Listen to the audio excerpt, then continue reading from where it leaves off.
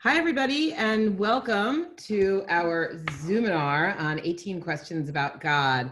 I'm going to give people a little bit of a chance to roll in. We have more than 1,200 people registered for this event. A lot of people want to talk to this incredible panel of rabbis about God. I'm Jodi Rudoren. I'm the editor-in-chief of The Forward, and I'm thrilled to be here today and during this high holiday season with Abigail Pogrebin, one of our contributing writers, an amazing journalist who over the last many months has done this incredible exploration, talking to 18 different Jewish thinkers about individual questions about God. I hope you've read some of those interviews, and today we've brought together 4 of the scholars, the rabbis, the leaders who Abby interviewed to have a real discussion about something that we don't talk about enough in Judaism, which is our questions about God. We are broadcasting this live on our Facebook page if you want to encourage friends to join us. And for those of you who, before you ask, we will send a video of this discussion to you by email in the next day or two. So thank you for joining us. The Forward has been having a number of important conversations with Jewish thought leaders throughout the pandemic, and we're thrilled that you could be here today. As I said, we have this really amazing rock star panel today. I'll just do very brief introductions and then we'll jump right into it. We have Rabbi David Wolpe joining us from Los Angeles. He's the senior rabbi of Sinai Temple and the author of 8 books. And we then have also Rabbi Angela Buchdahl, the senior rabbi at Central Synagogue. She was the first Asian American to be ordained first as a cantor and then as a rabbi. Abigail Pogrebin is the immediate past president of Central Synagogue, and Rabbi Buchdahl told us right in the warm-up that she can't say no to anything Abby asks, so that's a secret that we will try to make use of in the future. We also have Rabbi David Ingber from Romemu in New York. He is the founding rabbi of that amazing synagogue in 2008. They just opened a new building. And we have Dr. Laura Shaw-Frank. She's the director of Contemporary Jewish Life at the American Jewish Committee. I'm sorry if I was somehow echoing. See if I want to thank Sarah Fox, our host today, see if we can fix that. And then I want to jump right in.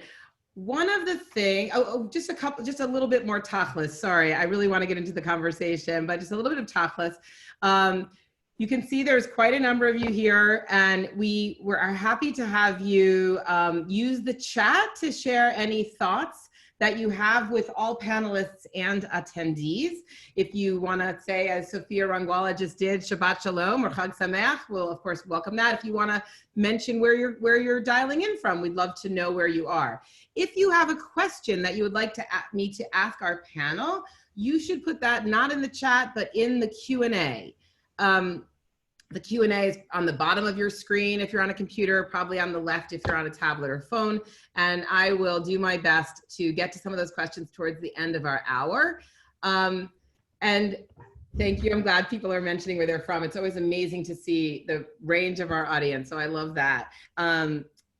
Okay, enough tachlis. Let's get to the God talk. You know, when Abby and I first started talking about this project, I was so excited about the idea to really dig deep and talk to rabbis and other thinkers about God, precisely because I don't think we talk very much about God. I mean, I have lived a very engaged, active Jewish life.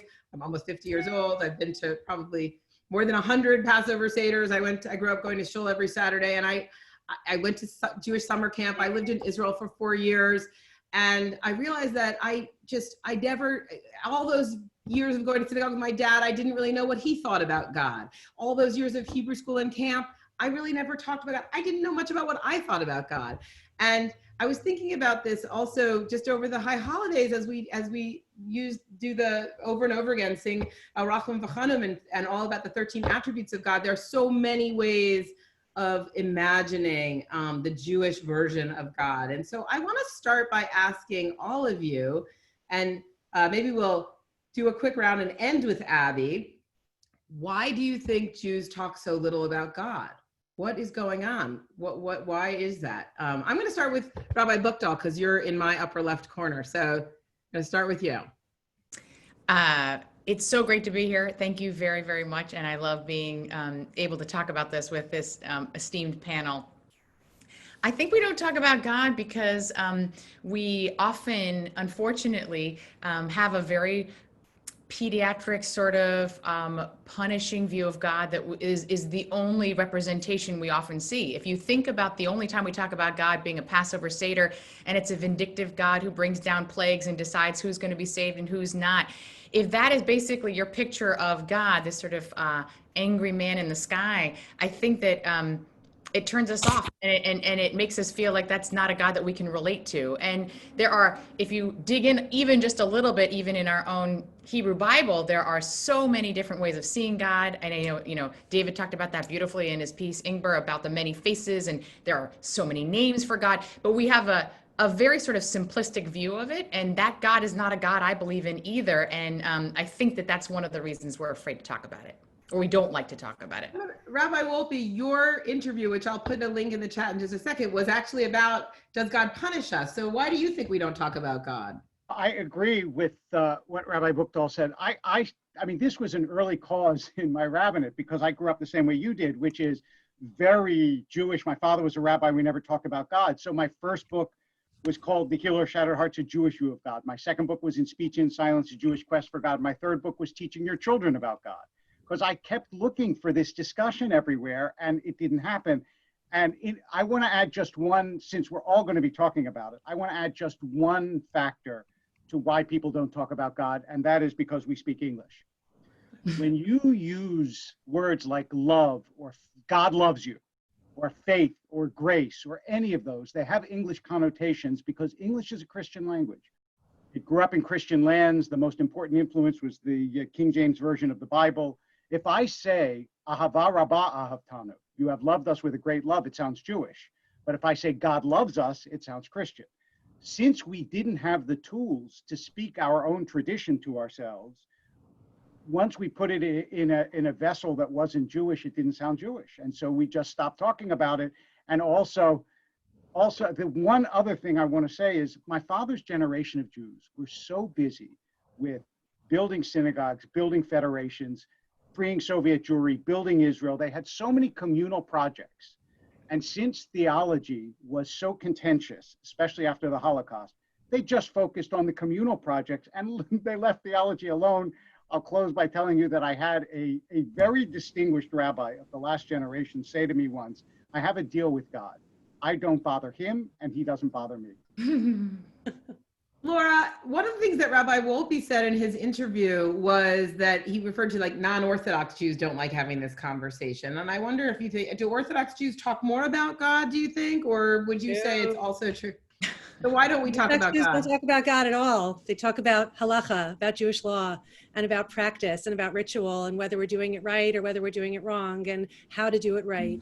And I actually think that that's one of the reasons writ large that Jews don't talk about God, because I think that this is a religion of action and it's a religion of doing. One of you, I don't remember which one, mentioned that. I think it might have been Rabbi Buchdahl in her interview, talked about the fact that we're a religion of doing. And I think that sometimes because we focus so much on ritual and so much on our practices, we might lose that conversation about God. And also, I want to mention something else. This is my Jewish historian head that I'm thinking with now. I think that Jews have, at least in the modern era, played a role of being societal critics and societal cynics in so many places. And it comes from being outsiders, it comes from being persecuted, it comes from so many different things. It's a self-preserving kind of a role that we play. But when you're a person who is playing the role of a cynic, or a community that's playing the role of a cynic, it's very hard to have a conversation about faith. That's really, that really hits home. Rabbi Ingber, what about you? What do you think about why we don't talk about God more? Or should we talk about God more?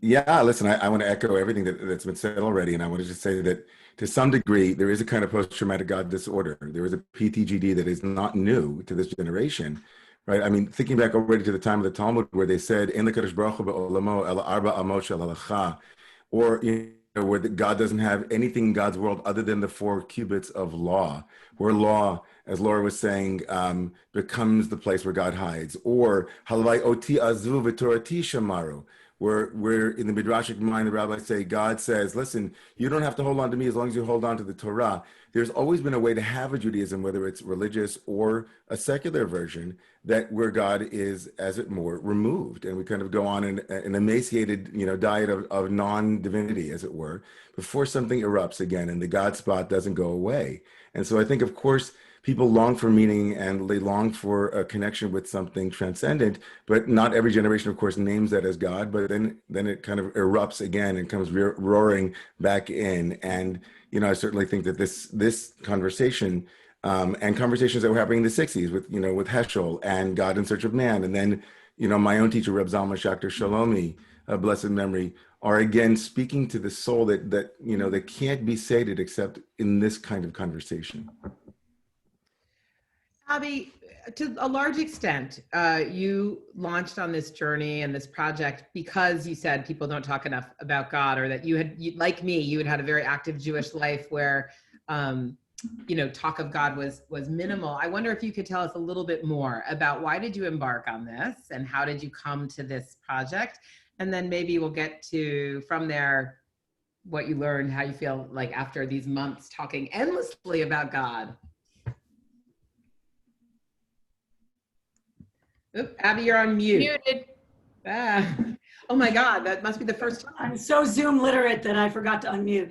I was going to say that just getting a snapshot from these 4 teachers, I think gives you, first of all, a window into what why I embarked on this kind of crazy expedition. It's because it's sort of been a fantasy of mine to be able to explore with the people I admire most some of the hardest questions that I frankly just don't hear discussed very often. I think that if we're honest about it, and I guess I choose to be the honest Jew in the pew, and I won't speak for all of us, there are a lot of us, there's just a lot of barriers that are not acknowledged when it comes to Judaism, period, but certainly the divine writ large. And I don't think we're as honest as we could be about those barriers, and sometimes they prevent the conversation entirely. So the opportunity to wear my journalist's hat and kind of call the people who I know in a way God is in their vernacular of their profession, and 4 are sitting here, 4 of the incredible 18 teachers that went along with this, with me for this. It is a conversation that I'm lucky enough, privileged enough to pick up the phone and have with these folks. But I also just think there isn't in a way, I'm so tired of the word Jewish space, but there just aren't a lot of avenues, portals for this conversation. And the last thing I would say is that, Jews don't like to feel dumb, and they live in the rational for the most part. We are education, and answers and logic. And yes, we learn that questions are important, but the idea of entering this conversation where you are really going to kind of be flailing in the ether, that's not very comfortable for most Jews I know. They kind of want to stay with the logic and the rational. And what these 4 gave me was an invitation, frankly, to say, you know what, you're entitled to that conversation. You should feel a little bit like you're spinning and flailing. We are too. I want to add something to what Abby said, which is about the barrier to synagogue is exactly that. My grandfather was a very secular person, but when they needed someone in a minyan, they used to call him because he knew how to daven like every Jew, because his generation were immigrants to America, but they were natives to Judaism. Now we have exactly the reverse, which is we're all very comfortable in America, but when we walk into synagogue, we feel like an immigrant. And you know what an immigrant feels like. They don't know the language. Nobody treats them like they belong. They're afraid of making mistakes and revealing themselves as immigrants. And so to walk into a synagogue is to take a big risk, because you might stand up when everybody else is seated, or you might sit when everybody else is standing, or not know to bow, and you will be revealed as the person who in their life might be an incredibly competent person, but in the synagogue feels at a loss. I want to pick up on that, Rabbi Wolpe, because it's such an interesting frame. And one of the interesting things about it is, just like you said about the English language, I mean, God is a very it's integrated, some concept of God and God talk and familiarity with God is like all over America, right? Now, I mostly feel alienated by that. That feels like a Christian thing. So it hasn't made me more comfortable with God, but I wonder whether, I certainly agree with what you said about the general assimilation of, like, you know, that Jews today are more, so I wonder what other people think about how that relates to that faith question. Yeah, Well, Rabbi Buchdahl. I just want to jump in and say it's not just that there's a way that God is being talked about, not in the Jewish realm, but in the American realm. But there is a very specific segment of our community, which is usually a kind of a conservative, right-wing evangelical group that speaks on behalf of God and on behalf of all of religion. And oftentimes what they'll tell you is that God hates gay people, or God is against choice for women's bodies. And it's become politicized, and also it's been sort of co-opted, this language that I know what God believes, and let me tell you what it is, with sort of a certainty. And I actually, when you read Robert Putnam's book about faith in America and the decline, a big piece of this, and the decline in, like, interest in religion has been the way that a very small segment has been able to define who God is and what God believes, in our larger, mass media, and in the political realm as well. And I think that has actually, in many ways, when people speak that way, on behalf of a kind of a surety of God, to me, this is what it is to use God's name in vain. Honestly, that this is like when we talk about that, it's not about swearing at God. It's about using God for those purposes, in a way that I think is extremely dangerous and turns a lot of people off. Laura, did you want to jump in? Certainly. Yeah, I want to say that I think that resonates so much for me. I think that one of the things that freed me to talk about God was letting go of this kind of Christian evangelical notion that we grew up with in America, that there's surety about God. And for me, talking about God means reveling in not knowing.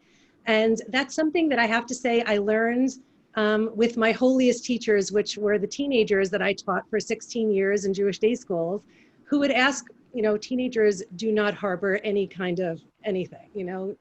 When they ask questions, they want real answers, and they're not going to listen to any kind of pablum or any kind of nonsense. And it was in conversations with them about God that I learned to say, I don't know. It's okay not to know. It's okay to ponder it in your own head and to have to really struggle with what is God and how do I feel about God and what is my relationship to God. And not knowing, in some ways, for me, is actually so much more powerful than this kind of knowing that I think I agree so much with Rabbi Buchdahl is leading us down a very dangerous path. So Rabbi Ingber, one of those teenagers was your niece, I understand. So I want to go to you to ask you to expand a little bit on the post-traumatic God disorder, which is, you should certainly trademark that phrase, if that's doable.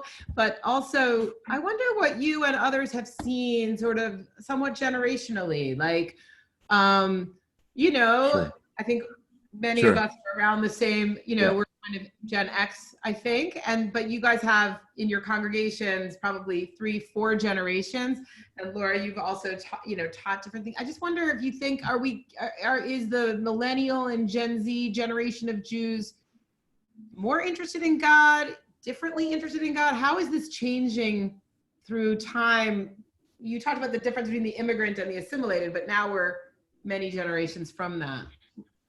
Yeah, I think that, just picking up on some of the threads that have already been so beautifully woven together here, the notion that God is anything, as it were, something static, or, something that can be honed in and objectified to some degree. We already have, in the writings of Rav Kook, for example, the first chief rabbi of Palestine, who wrote that every definition of God is idolatry. It leads to idolatry.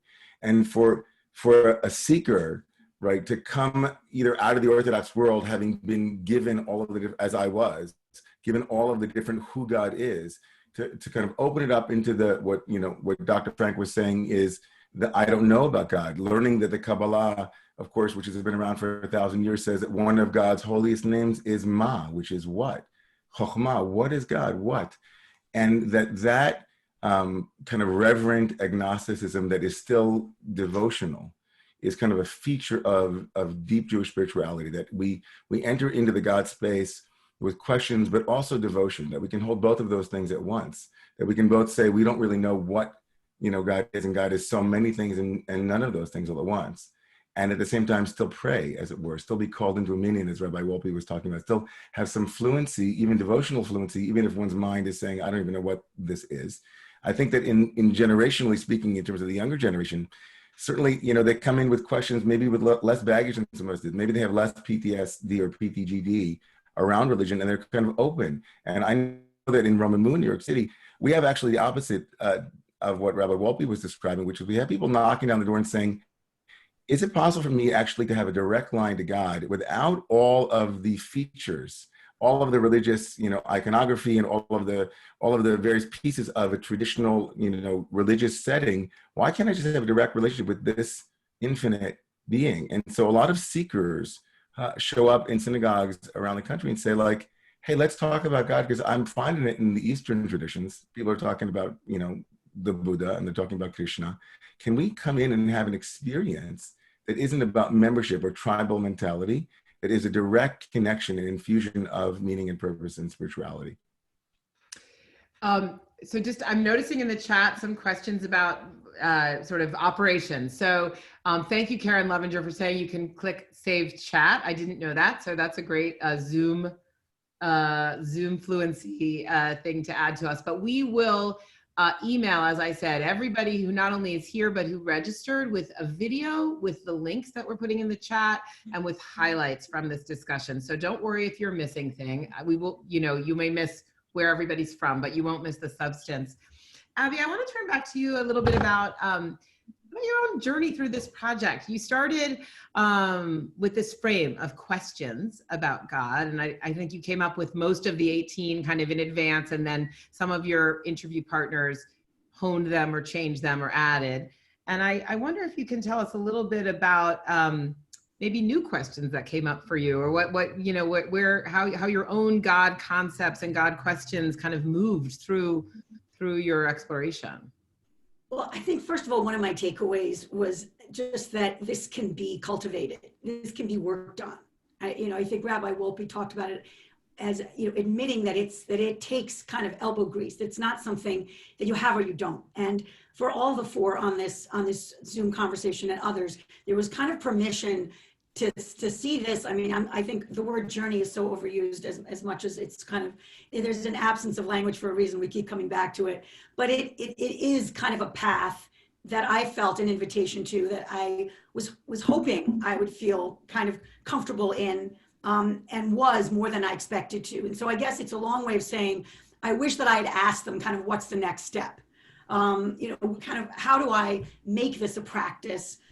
Maybe it's not daily, maybe it's monthly, but sort of a little bit more of kind of the how to kind of, just the way you go to the gym, how do you kind of work out your God connection? The other thing I wish I had pursued a little more was just this pandemic moment, because when I talked to Rabbi Shalom Lipsker, who is the Chabad rabbi of this massive shul in Surfside, Florida, it was a very Chabad perspective. I think I kind of anticipated it, but challenging in a sense where, I asked if he thought that God's hand is in this virus. And Shalom Lipsker's answer was that God's hand is in everything. Hashem's hand is in everything. He wouldn't, try to explain it, and he's not going to go there. But what he did say was that there's something happening that we need to pay attention to, and that there was a sense that God's agency was in that wake-up call. And I didn't ask these folks, as much as I wish I had, what do you do with the idea that maybe there's a message we're supposed to be getting? The fact that we had to shut down, the fact that we essentially had to go off our normal grid, I didn't really pursue kind of, is God sending us a message here? So I want to pick up on that, Abby, because you did talk about the pandemic with many of these and the other interviewees, and the various questions about God that the pandemic and this kind of extraordinary year all around, the racial reckoning, the political polarization, how those human events are affecting either these thinkers, our guests, views or interpretations of God, or affecting their kind of community's questions about God. So I'm going to ask us to do another round of really focused on, how are we supposed to connect our thinking about God and the pandemic? I mean, again, Rabbi Angela talked about this kind of rejection she has of this idea of, you know, God thinks this about what we're doing, God thinks it's about gay people, whatever. But so how are we to relate these very seemingly apocalyptical events, or kind of beyond understanding events of our grounded human life? How are we to connect those things to God? Who wants to jump in? Do I have to call on you? I'll jump in. Okay, go ahead. I feel like my interview actually was a lot about this. I really, really believe, going back to what Rabbi Angela said, that we don't get to know what God thinks, and what God, if we can even assign the word thinks, I was kind of drawing Rabbi Ingber's writings, we don't get to know what God thinks about things.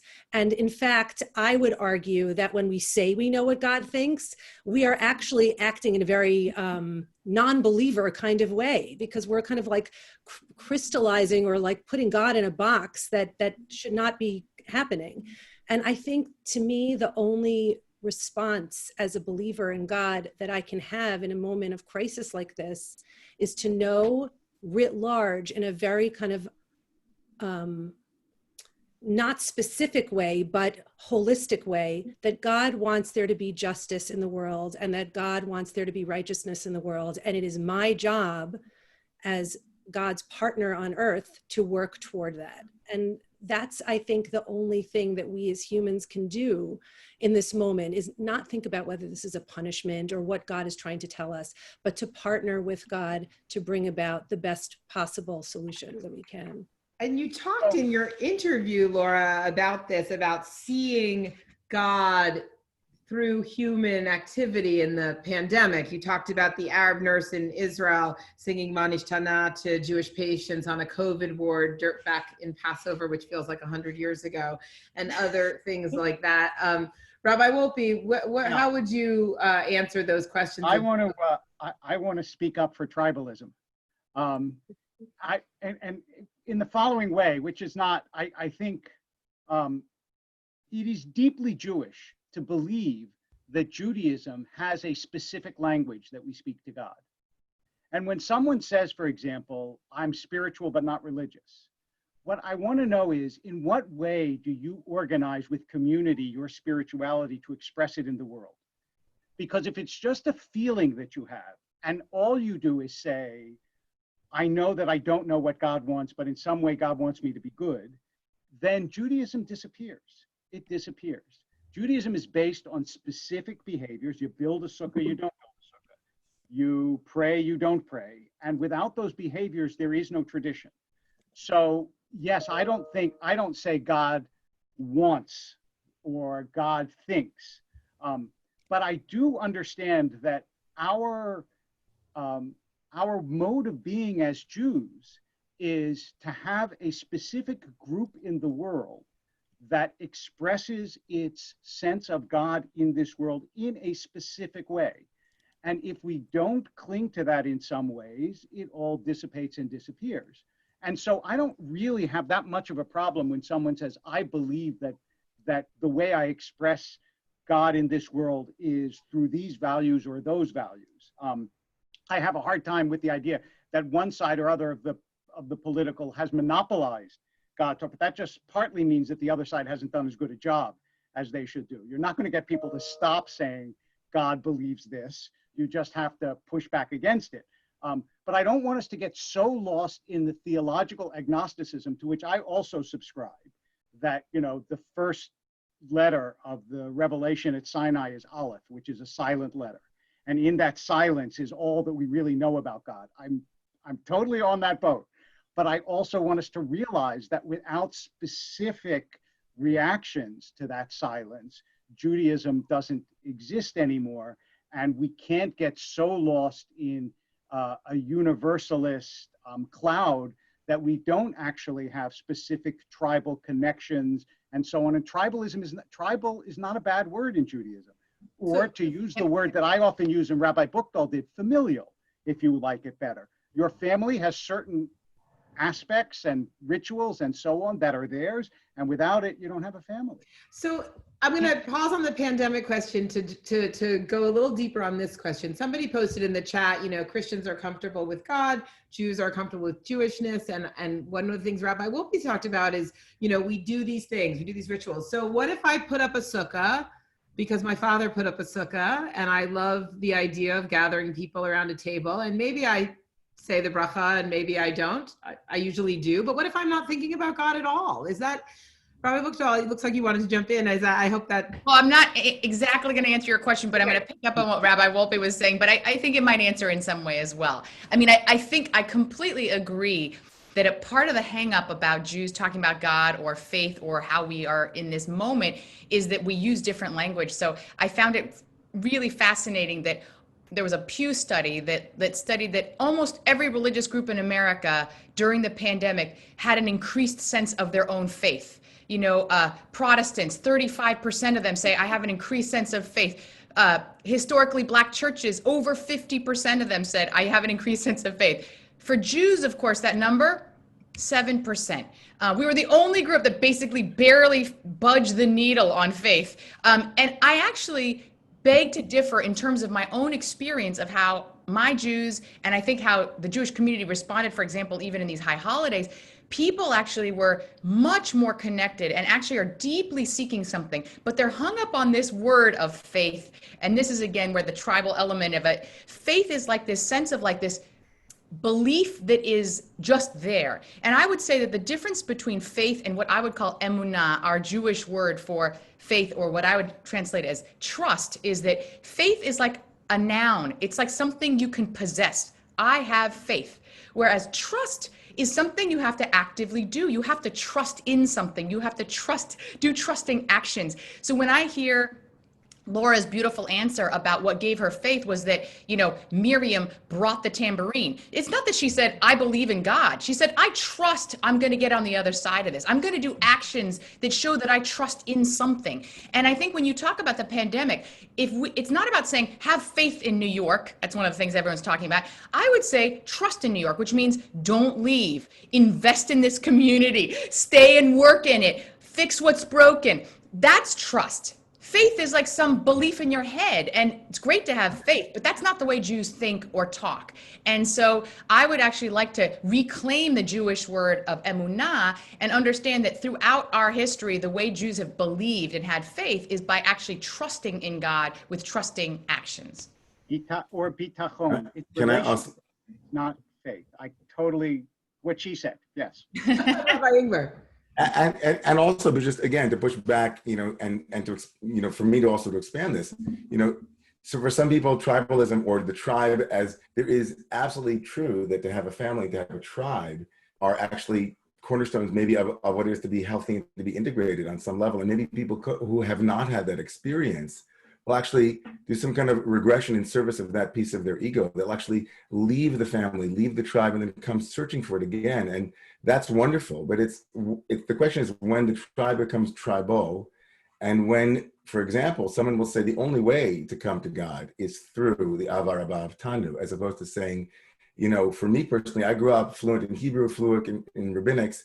And when I started to actually pray in English is when the Hebrew that I was so familiar with actually challenged me.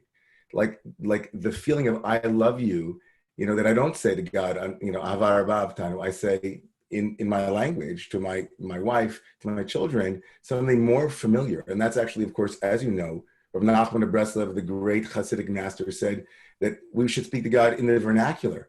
He actually invited his devotees to not speak in Hebrew, not to speak in the language of the Chazal, of the rabbis, or the Talmud, of the Bible, but in Yiddish, to actually allow there to be an intimacy that couldn't be there in the more formal structures. And so I would say something like, you know, when you bring in the Aleph, you know, Rabbi Wolpe, that Aleph that is the silent letter of revelation also is in the face of every human, as the Rishner Rebbe said, that there's a kind of, in Levinas's work of ethics of humanity, there's a universal call in every particular teaching that our tradition offers. There's a deeply universal call as well. And when we do that dance between the tribal, the familial, and the particular, and also the larger universal, that's actually itself a Jewish value to balance both of those together. So I would say to you, Jodi, when you're sitting around your sukkah and you're about to make a blessing over the bread, you know, if you make the blessing and you do it in the Jewish form, you've done a Jewish spiritual act. If you didn't feel God's presence, that's one of the beauties of Judaism, is that you can actually be behaviorally normative and conventional without inviting in the spiritual. But that's exactly what people are asking for more and more, is how can we access something that is direct? And do I have to go, you know, once I'll just say this last thing, I once had someone come over to me after a Friday night service and said, that was so beautiful, Rabbi, the music was so uplifting and your words and the community, it's so beautiful. But why is it so hard to connect with God? Do I have to learn all of these things before I just say, God, you know, hey, it's me, right? And so I think part of this challenge now is to how do we hold on to some of these absolutely essential forms without making the form itself become the obstacle to a connection with the formless. Someone really in the challenge. chat, someone in the chat said that they came to God through, and they're not alone, obviously, through the 12-step program. Even though Right, they had Marcia, grown up, I saw Marcia even though say they had that, grown up very traditionally, right? So there are, you know, many paths. And if the Pew study had asked, do you feel a greater sense of belonging rather than faith, maybe the Jews would have, you know, scored better. So a few things I want to pick up on from what Rabbi Ingber just said. I'm going to start with going back to the Aleph. And we titled this series, Abby, Still Small Voice, and you are on mute now, so unmute now, get ready. You know, there's some of that is like about what, you know, you do in journalism to come up with a catchy title, but I wanted to ask you about that. Why did either, I mean, you don't have to talk about why we picked that really, but what does it mean to you? Why did that resonate with you so much? And then we'll ask everybody else to talk about either the still small voice as a one way of describing God. And I think Rabbi Wolpe brought that into his interview from a book that he wrote, but also, or what other phrases, you know, really are your favorite ways of describing or helping people connect to God? So maybe you start with still small voice. I will, and Rabbi Wolpe mentioned in his interview, but I will also say that that it was something. It's a text that I've loved and has resonated for me. And when you and I were going back and forth on titles, and I should say that Jodi was her own rabbi through this incredible 6-month journey of pushing me constantly to go deeper and challenge further. But I was going to use more that title of God is not in the thunder, or God is not in the earthquake, and it was more that. I think that this idea that Rabbi Buchdahl started with, that God is in the big stuff, that there's this pediatric idea that we've all heard a million times of God with a white beard in the sky, that is male, that is punishing, but it's also like big gestures. You know, Jews are at a Seder table every year, whether or not they're observant, and they read about the Red Sea and the plague. So we see God in the bigger gestures, I think, more instinctively. And I do think that, or at least for me in my faith, God has been in the minutia of blessing, which is, I think, words I used in the intro. It's been in those moments that are snapshots. I know exactly what they are, where I feel God's presence, and where many of these teachers said, you know what, if you felt God was there, you were probably right. And I think that is part of the frame of this whole series, is kind of where have you felt God? Where have you seen God? Where do you see people acting godly in the world? And Rabbi Ingber said just now, you know, can you clear away all of the requirements, because they're frankly overwhelming to the lay person, to lay Jew, and just say, hey God, it's me, Abby, I need help right now. Are we even entitled to that? I think that was in that phrase, the still small voice. Yeah. It's just like journalism, as you said, you know, you start with the smaller story and open to the bigger one. I knew this was a very big story. And so the way that I was going to try to make it a little smaller was to ask these voices to be, not just give me their teaching and their guidance, but their own personal faith, as much as they could find words for it. So let's pivot to that. Jane Brody is asking, one of our audience members is asking a question: have the speakers experienced God rather than searching intellectually? I'm going to start with you, Rabbi Buchdahl. You talked in your interview, and I think you've spoken before about it, about that from very early years, you created a personal relationship. You said you prayed at night as a little girl, and you felt like you were talking directly to God, and that you knew that was a little weird, maybe then and maybe still. But maybe you can I talk a didn't little just bit about. pray. Like I would, my sister and I shared a bedroom and I would lead her in nightly prayers. So I was like a little rabbi in training. I was like, okay, now we're going to say the Shema together. And now we're going to do the prayer that was in the back of my synagogue's phone directory. There was a prayer for children in the back of that. So I would lead her in that. Then I'd say, and now it's time for our own personal prayers. And we would end our 3 set of prayers by doing an amen in 3-part that our non-Jewish choirs to sing in our synagogue. So this is a very weird thing I used to do as a child. So I was in constant conversation with God. I was talking to God all the time. I would sing to God on the swing set outside. Like, that's what I mean by, like, I know it was very unusual and strange, but I was just in like a constant relationship. And I do think that this idea of being in relationship with God is a very Jewish idea. And being in a true relationship is not just about gratitude and praise, but if you read all the Psalms, there's a lot of anger there. There's a lot of abandonment there. There is a lot of grief. So a real relationship has all of that in it. It's not just like praise. And I think we forget that. And what I love is that Judaism gives us permission to have a real enough relationship with God that we can also like rail out at God and yell and cry and trust that that relationship is not only going to be there afterward, but it's going to be stronger for it. So I love the thought that Abby said of these relationships can grow is so important. Like wherever you are right now, like any relationship, if you actually put some time and effort into it, it actually evolves and grows. And I'll just share that I think the most important learning I had is when I finally kind of came to Jewish spiritual practice through the Institute for Jewish Spirituality about 10 years ago. And it was the first time that I really understood that my relationship with God was not just about talking to God. It was about listening. And getting quiet enough to actually hear God. There's a reason that the Shema begins with listen, hear, because I was so busy talking to God, I didn't actually take enough time to get quiet. And so it was interesting because I remember I was at this retreat, and you're not really supposed to call home because you're supposed to be silent on this retreat for a bunch of the retreat. But I snuck a call to my daughter because she was 6 years old and I didn't want to not speak to her for 5 days. So she said to me, "What are you doing, Mom?" And I said, "Well, I'm getting quiet enough so that I can actually hear God and what God has to say." And she said, "Huh." And she said, "Well, don't you kind of talk to God a lot?" And I said, "Well, it's like, when I pray in services, I feel like I'm speaking to God, kind of like the regular check-in, how are you doing? But when I go on a retreat, I feel like I'm on vacation with God. And you know how when you're on vacation, you take those long walks and you talk about the big ideas and you have deeper conversations like you do with your family. That's what it feels like when I get quieter and give myself some space. And my spiritual practice made my relationship with God deepen on a very fundamental level. And that happened more than 10 years into my rabbinate. So I think that there's still a lot of room for growth, a lot of room for a true relationship. And like every relationship, it requires a little work and time and space. So a lot of vigorous nods while you were talking, Rabbi Buchdahl. Let's go to Rabbi Ingber.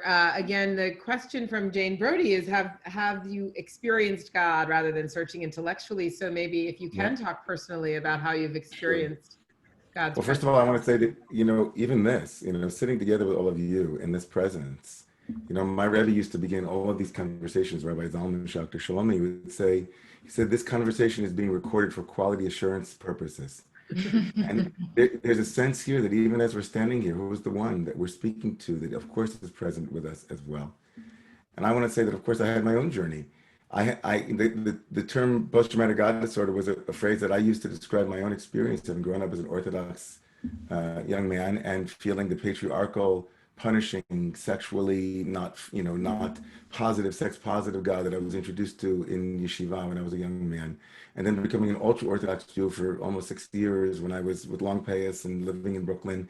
That was a very different experience. And then becoming a yogi and getting involved in Eastern religions for a decade. So when I finally came back to the rabbinate, I brought all of those experiences, and I felt so blessed that you, Abby, chose the topic of the different faces of God and the different genders, because it feels very much like what Angela, Rabbi Buchdahl was just saying, which is there are many, many, many portals. There's one midrash that says that there are, as many tribes as there were, each one had their own sidur, their own sidur.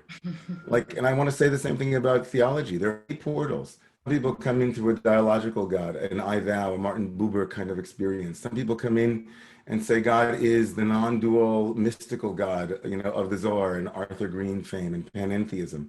And some people are in a very, using the language that Rabbi Buchdahl was using in a very relational, conversation with God, like in the work of Rabbi David Blumenthal about, facing God with anger and with rage, but also with joy and blessing. And all of that is in the Jewish tradition. So I find myself just personally in all of those places at different moments, depending on what day it is of the week, in what month it is. If it's the silence of the still small voice that Rabbi Buchdahl was speaking to in silent retreat, or in the Nigun, where we're all singing a wordless melody together, and I feel transported, and I feel a part of a wave of divinity that is all of my ancestors who are present for me, and all of those who have come before. Is it in the garments of those who are wearing the protective garments in hospitals, who garn the kittel, as it were? This white garment that we wear on Yom Kippur, that's what our medical workers, essential workers, are wearing each time they walk into the Holy of Holies to greet somebody. It's there too. God is in all of those places. And lastly, I'll say that in terms of the godliness, the notion of, if you don't believe in God, as Harold Schulweis, Rabbi Schulweis used to say, everybody believes in godly and godliness, right? We can say that, even if we don't believe in a being or any understanding, we can say that moment of touching in humanity, that's an experience of the divine as well. So all of those things are my God spot, as it were. Thank you, Rabbi Ingber, and thank you for answering a question I didn't even get to ask from Chana Zelig, who asked for you to talk a little bit about the experience of people who leave Orthodoxy and still are in relationship or search for God. I have another question from Jessica Shaw, who's asking a question for Laura, for Dr. Shaw Frank. I don't know if this is a relative of yours or not. Yes, it is. Okay. Well, we'll just air your internal conversations for everybody. She's asking, how do you reconcile the belief that God wants what is just when so many people, especially, she says, here in America these days, disagree on what justice looks like? So how do we reconcile the idea? And look, we have real division in our Jewish communities, and I think in many of your communities, your constituencies, your synagogues, there's real disagreements on what justice looks like or what we should do in any situation. So how do you reconcile your belief that God wants what is just with our ability or inability to interpret that? Well, it's hard. It is, I think that if we knew the answer to that question, our country would not be in the place that it is in right now. The older I get, the more I am a believer in rhetoric not working and individual relationships working. And I have my relationship with God that is a personal and very deeply Jewish relationship that's linked to prayer and it's linked to ritual and it's linked to my own personal experience of God. I'm not going to necessarily be able to articulate my view of God and convince someone else of the justice of what I am seeing, of the way God sees, the way God believes in justice.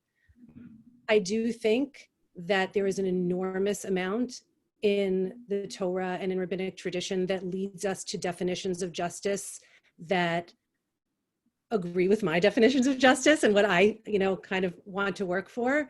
I also know, honestly, that, there are other more vindictive and more violent definitions of justice that I'm less comfortable with and maybe others are more comfortable with.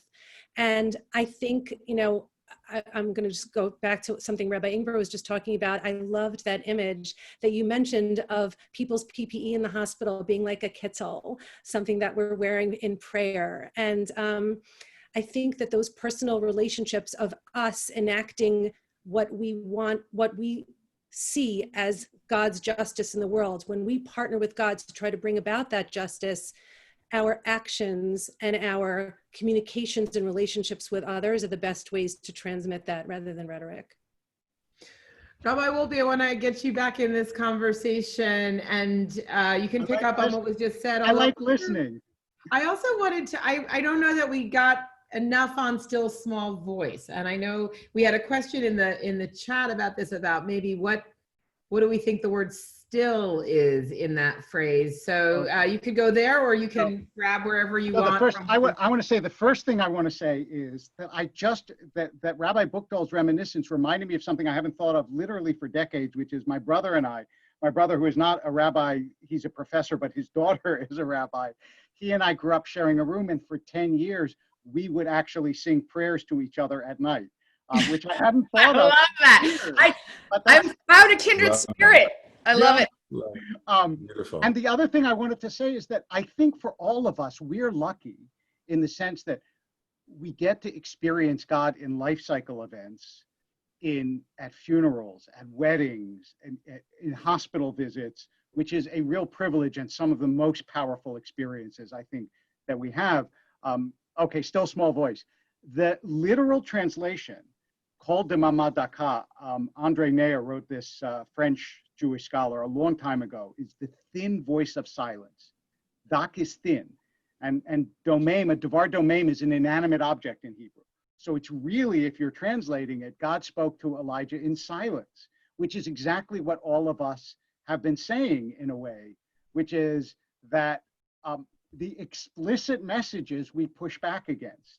Because as soon as you take the enormity of God and put it in a specific message, what you've done is you brought God down to our level, because we understand specific messages.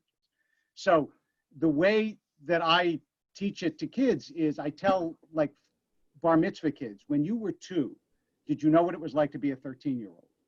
And they say, no. And I say, obviously, not only did you not know, but you didn't even know what you didn't know. So the distance between us and God is much greater than a 2-year-old and a 13-year-old. So as soon as we say God wants, or God says, or this is what God, we're being silly in a way, even though it's necessary. I understand that, I do it too. But I'm always mindful of the fact that that still small voice contains infinitely more than I can even imagine imagining. So I I'm feel feeling like totally overwhelmed by the amazing panel, the very active chat and questions, and the running of the time. So I'm gonna pause here for a sec to do a little tachlis. I'm gonna pull a couple of questions and comments from the chat, and then I'm gonna have us sort of do a final round of, really, you guys can either answer the questions or talk about whatever you want, because you're all like brilliant, and I just feel like I want an hour with each of you instead of trying to cram this all in. So first of all, thank you again to everybody who's joined us, the panel, and all of these amazing participants, some of whom are book authors and, you know, scholars among themselves. I want to also thank Mira Fox, Lisa Lepson, Dina Cooperman, and Gabby Brooks of the Forward team for putting this event together, as well as everybody who works for all the people on this panel. And a huge thanks to Abigail Pogrebin for producing this series and bringing us these amazing voices to the Forward community and to this event.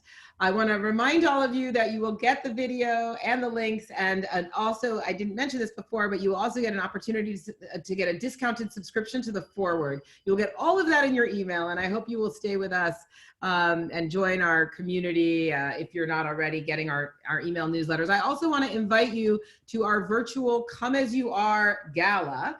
It's on October 19th. I'm going to put a link in the chat so that you can register and sign up. It is free. It is also our most important fundraiser, and we are a reader-supported nonprofit. So if you care about Jewish journalism and if you like these events, please come. The theme is it's a comedy show also. So if you want to laugh, great. I don't know if God will be there or not. So I'm going to just pose a couple of thoughts that I'm seeing in the chat and in the questions. One, there was a bit in the chat that I've kind of lost track of, which was about how do we reconcile science and God? How do we recognize like modernity and God and all of the things we see with belief? And then there's this question from Robert Deutsch in Asheville, Bob Deutsch, I guess, in Asheville, North Carolina, who says, does God really care whether Jews observe all the exact details of the halacha and ritual as opposed to the intention or kavanah? Those are two of the things that I hope we can address. But again, I'm going to ask for a quick round, and I'm going to give Abby the last word at the end to tell us a little bit about where she's sitting. So why don't we start with, let's do Laura, Angela. Let's do Laura, David Ingber, David Wolpe, Angela, Abby. How about that? Just because I said so. Go ahead, Dr. Frank. Okay, I want to actually answer or talk about that question about whether God actually cares if we're observing exactly to the letter of the law. And, you know, that's a question I used to get from my high school students all the time. Does God really care if I don't turn on that light on Shabbat? Does God really care if my sukkah is this many feet high or not high or this or that? And I don't know. You know, I do like to revel in the I don't know, but I will say this. I do think that God cares that we care, meaning I think that our attention to the details of Jewish law, and I'm speaking as an Orthodox Jew, obviously, who's deeply connected to ritual and believes very deep sense of commandedness, that God is commanding me to live according to Jewish law. So I really think that as we live according to those precise and exacting ritual laws, we are forcing ourselves, forcing is kind of a negative word, but we are lighting up in ourselves attention to God and attention to Judaism and attention to the covenant between God and the Jewish people. And so does God care if my sukkah is an inch too short next week? I don't know that God cares about that, but my caring about it is part of my relationship with God. So I just want to say I love being on this panel, and I think I would love to do it every day. This would be like a great way to start the day, and the day, a couple times a week. This kind of this God vitamins would be awesome. I heard a story once when I was much younger about a particular Chabadnik who went to find a Jewish Zen teacher and found him and began to try to convert him back to Judaism. And as he was speaking, the Zen teacher walked over to the window, grabbed a statue of the Buddha and threw it out the window, and then turned to the Chabad rabbi, Rabbi David Wolfblank, who was the rabbi, and said, "Would you do this to your Torah?" And that made the rabbi turn around and become a Zen student for a number of years. And of course, he was speaking to a very well-known rabbinic commentator on the moment when Moses destroys the tablets, who says that Moses destroyed the tablets because the Jewish people, having made a calf into an idol, would also make Torah into an idol. And I think that the number one biggest fear I have of any system, is that it becomes a form of idolatry, even monotheism, even Judaism, and all of those kind of, when we make something as beautiful and as remarkable as Torah or Judaism into an idol, we've made something relative into an absolute. So I think, of course, religious practice is serious business. I'm an observant Jew. My relationship with God, the Jewish God, is serious. I devoted my whole life to it. But I never forget that all of these gestures are like the Zen saying, fingers that are pointing to the moon, meaning God, as it were, the absolute. And everything else, as it were, is subservient to that notion of an ethical, moral, loving presence in the universe that I am dedicated to. So I think, to the extent that we're talking about God, any idea of God can become an idol, and we have to be very wary of it. Rabbi Wolpe? First of all, I never had the chance before to talk with either Dr. Frank or Rabbi Ingber, though I've read them both, and I just want to say, I've had, fortunately, the chance to talk to Rabbi Buchdahl and Abby and you, Jodi, but I just want to say what I loved this. And yes, I would start every day with this too. And I am actually, because it's early in Los Angeles still. So thank you. And it's been great. And I love the idea that God cares that we care. And also that Rabbi Ingber, unlike most of us, came from the fullness of the tradition to try to understand its limitations, as opposed to most of us in America come from a place of almost nothing to try to understand its fullness. So the different trajectories are really educational too. And the only thing that I would say in terms of whether God cares is that here I really am very Buber-esque, if you will, or Levinas Buber, the same sort of tradition, which is that Heschel once said, I'll get Buber, Heschel, and Levinas all in one. How about that? So Heschel once said that the reason that God is upset about idolatry is not because God is upset that you call this piece of wood God. It's not like God's vanity is hurt, because God is God. You can't do that much damage to God. But that there is an image of God in the world. It's in every human face. And when you point to something else and say it's God, you're denigrating the majesty of the human being, and that you're not allowed to do. And I would say that the struggle to see the image of God in other human beings, especially those with whom you disagree, those whom you do not like, those who believe things that you can't imagine that you would believe, that struggle is what God, in the sense that we can even say God cares, that's what God cares about most. And that the burden of the Jewish tradition is to try to get us in all sorts of different ways and strategies to see that image of God in one another.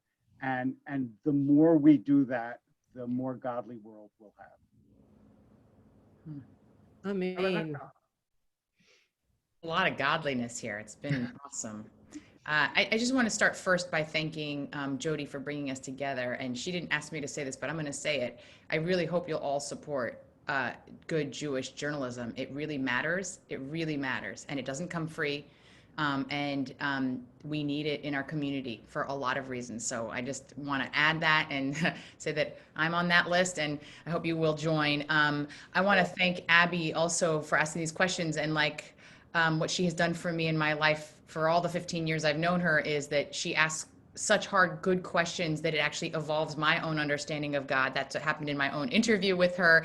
And then it's kind of extended with a panel I had at Central, and then of course with this panel as well. And it's also very Jewish that our understanding comes in that the tension and the questioning and the challenges, which I have also experienced here, and it feels very sacred and holy. So thank you. I'll try to take a stab a little bit at that science God question. I mean, I think that most of you have probably maybe been tested with your Myers-Briggs personality test. I don't know. You could probably take a guess. There's a spectrum of if you are a sensor or an intuitor, which means a sensor is the kind of person who really believes that what is true in the world is only what they can see and feel with their five senses. If it's not factual, they're worried. They care about chronology, facts, seeing it, what's true. And that is a truth. And then the intuitor is someone who believes that what's probably the most true is the stuff that's between the lines, the symbolism, the meaning behind it all. You could probably guess where I fall on that spectrum. I'm definitely an I more than I'm an S. But the point is, it's not that one is more true than the other. It's just they're trying to answer different questions. And so science is trying to answer some really fundamentally important questions about what is truth in the world. And faith and religion and Judaism and other faiths, they're trying to answer different questions about what's true in the world. And I think depending on where you fall on that spectrum, you kind of believe one has supremacy over the other. But I would just argue that we need both of those understandings, and we want to cultivate both of those pieces, and they don't conflict. They're just asking different questions. So I know we want to end, and I want to let you all have lunch and let David Wolpe have breakfast. But I want to, first of all, I just have to thank these folks, because they don't have to say yes, and they have not just said yes this time, but again and again. It's hard to be a sojourner. I think it's hard to do God alone. I think it's hard to find God by yourself.